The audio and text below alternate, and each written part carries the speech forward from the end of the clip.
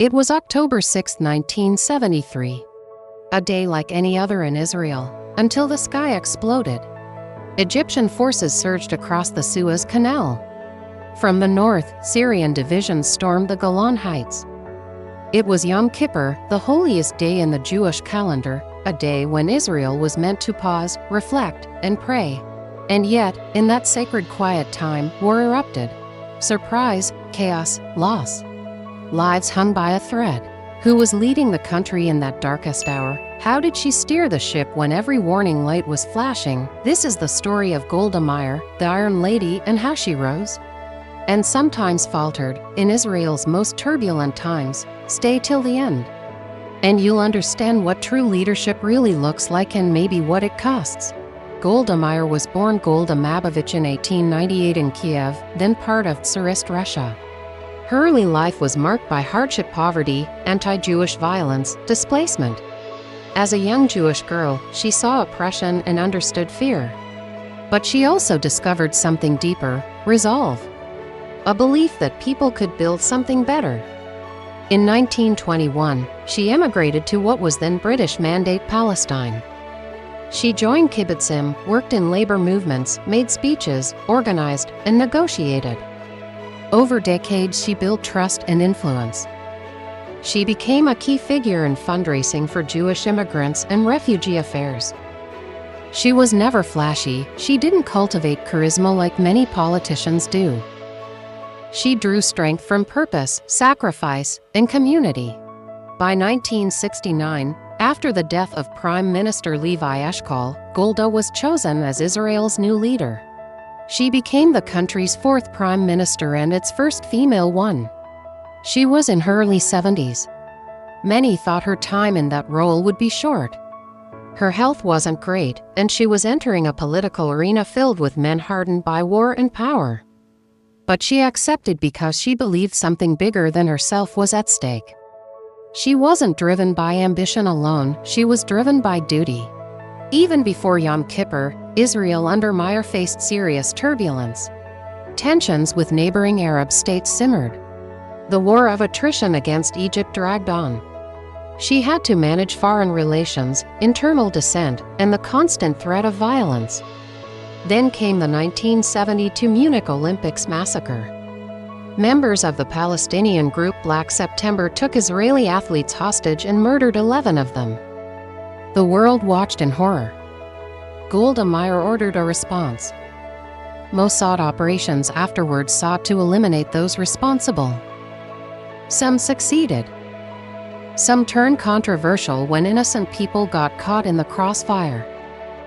It showed how every decision in a crisis carries unintended consequences, and how vengeance can sometimes cast a long shadow even on those who seek justice. Meanwhile, the pressure kept building. Intelligence reports hinted that Egypt and Syria were mobilizing for war. Golda, her military advisors, and foreign partners all heard pieces of warnings. But assessing risk, preparing, and acting are different things. And often, when a country has just had great victories as Israel did after the 1967 Six-Day War, there's pressure to believe that lightning can't strike twice, that enemies wouldn't dare attack again. Overconfidence clouded judgment. Doubt became dangerous. And so, when the storm came, it caught them off guard. October 6, 1973. Egypt and Syria launched a coordinated full-scale attack. On two fronts. On Yom Kippur, when Israel was least ready. Soldiers were on leave, some fasting, others in synagogue. The initial shock was devastating. Israeli outposts were overrun, tanks destroyed, soldiers captured or killed. For many in Israel, this was an existential moment. Could the country survive another war? Golda Meir had to decide immediately: mobilize reserves, ask for international help, rally the nation. There was no time to dwell on blame or hesitation. Every hour mattered. She convened her war cabinet. Generals briefed her. Reports came in faster than decisions could be made. She had to hold her nerve, not just as prime minister, but as the emotional anchor of a nation. Panic was everywhere. Families cried out for news. People accused the government of being unprepared. The media questioned her leadership. But Golda didn't crumble. She didn't hide behind excuses. She ordered full mobilization, reached out to the United States for emergency aid, and faced her people head-on. Those early days of the Yom Kippur War were some of Israel's darkest. Entire divisions were pushed back. On the Syrian front, tanks clashed brutally in the Golan Heights. In the Sinai, Egyptian forces crossed the Suez Canal in massive numbers. It seemed hopeless. Yet in those moments, Golda Meir's calm determination began to shine. She understood that fear spreads faster than fire. And she also knew that the morale of a country begins with the tone of its leader. Behind closed doors, she broke down at times. But in public, she was firm, resolute, controlled. The United States initially hesitated to intervene, worried about Soviet reactions. But Golda's persistence, her diplomacy, and her personal appeals to U.S. officials turned the tide. Soon, Operation Nickel Grass was launched, an American airlift supplying Israel with weapons, ammunition, and spare parts. Those supplies were critical. Israeli forces, though battered, regained their footing. They began to push back on both fronts. The tide of war slowly shifted. As the war dragged on, Golda faced impossible decisions. Whether to accept a ceasefire or fight on. Whether to retaliate hard or hold back for diplomacy. She bore the moral weight of every fallen soldier. Each name, each casualty number, haunted her. Her leadership during those days wasn't flawless. Historians debate how much she knew before the attack and why Israel's intelligence community underestimated the threat, but what stood out was her courage once the crisis erupted. She didn't flee. She didn't freeze, she led. When the guns finally fell silent after 19 harrowing days, Israel had survived. It even managed to turn military losses into strategic gains by crossing the Suez Canal into Egyptian territory. Yet victory came at a staggering cost: over 2,600 Israeli soldiers dead, thousands wounded, and a shaken public demanding answers. The sense of triumph was muted by grief and disillusionment. The people wanted accountability. Many blamed Golda Meir. How could anyone, have let Israel be so unprepared? Golda was heartbroken but unflinching.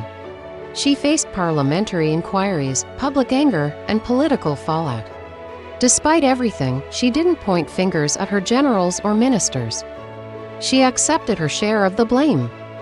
But the criticism was relentless. By 1974, exhausted and sick, she resigned, saying simply, "It's not worth it. I've done my share." She left the Prime Minister's office carrying both the weight of survival and the guilt of the unprepared. Her resignation marked the end of an era. In the years after, people's views of Golda Meir remained divided. To some, she was the Iron Grandmother who kept Israel together when it nearly fell apart. To others, she was the leader who failed to anticipate the war that almost destroyed it. But even her critics couldn't deny her integrity, her tenacity, and her unyielding love for her country. She was one of those rare figures who didn't seek power for glory. She sought it because she believed she could make a difference. What can we learn from her story? Leadership is never about having all the answers. It's about having the courage to act when answers are uncertain. Golda Meir didn't have perfect intelligence or perfect strategies. But when crisis came, she made decisions, stood by them, and carried their consequences. She balanced hope with realism, faith with practicality. She didn't pretend things were fine when they weren't, but she gave her people enough belief to keep fighting. She also showed that leadership means responsibility, even for failures. Whether or not every mistake was hers, she bore them as if they were. That kind of accountability is rare today. She worked tirelessly with allies, understanding that survival often depends on connection, on partnership. And perhaps most importantly, she proved that preparation is not optional. Nations and leaders who ignore warning signs pay the price later. Golda Meir's life was not about perfection. It was about endurance. About standing firm when the world shakes beneath your feet. about believing that duty matters more than comfort. She taught that true leadership doesn't always mean glory, it often means sacrifice. Her story is a mirror for every generation that faces crisis. It asks us, who do we become when things fall apart? Do we crumble, or do we rise? Do we blame, or do we act? In the face of chaos, Golda chose action.